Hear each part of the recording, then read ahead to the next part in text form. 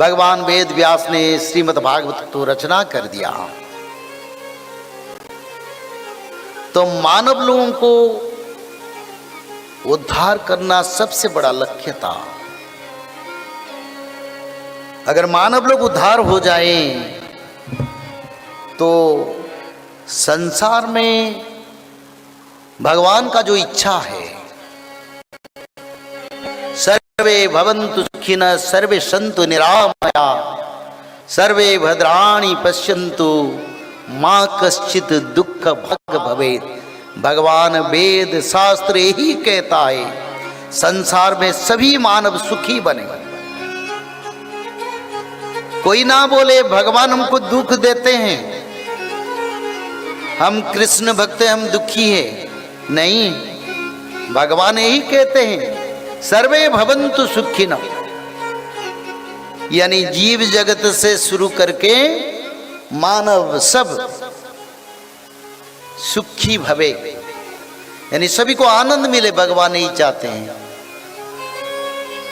क्योंकि वो मंगल का निधान है, सुख का आधार है, कल्याण का सबसे बड़ा तत्व है, उससे बड़ा और कोई नहीं है।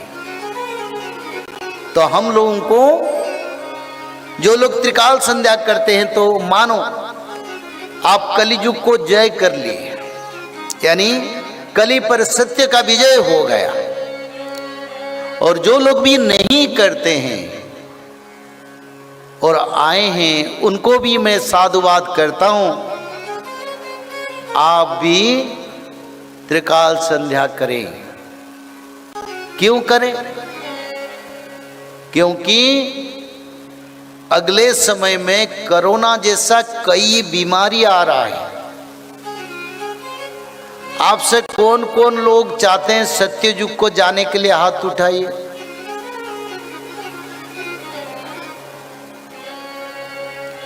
और जो नहीं उठाए वो भी हाथ उठाए।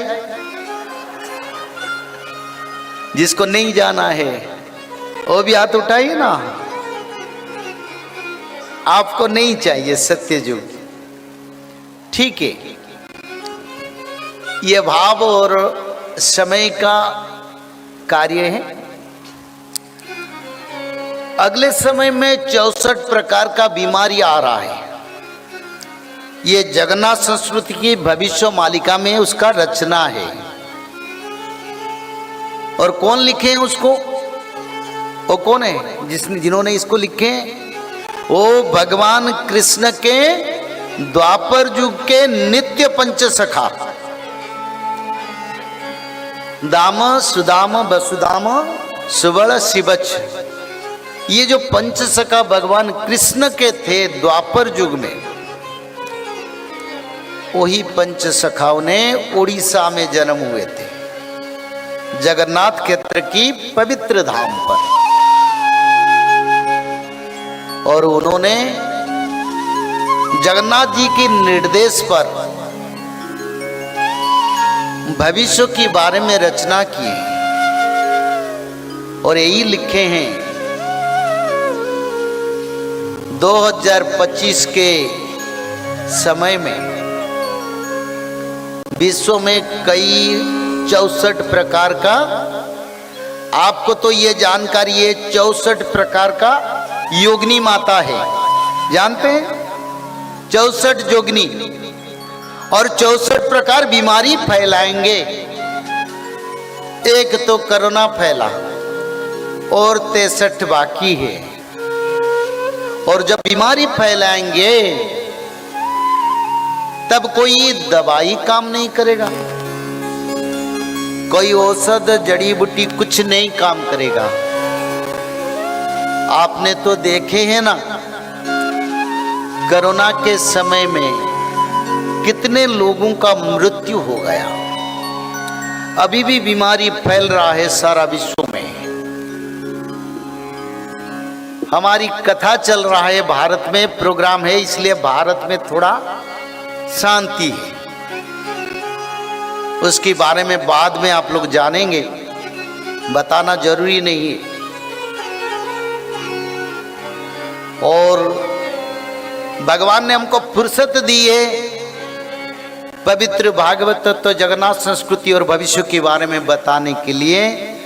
इसी कारण शायद भारत में बंद है। बोलो प्रेम से अंधे कुमार हरि हरि।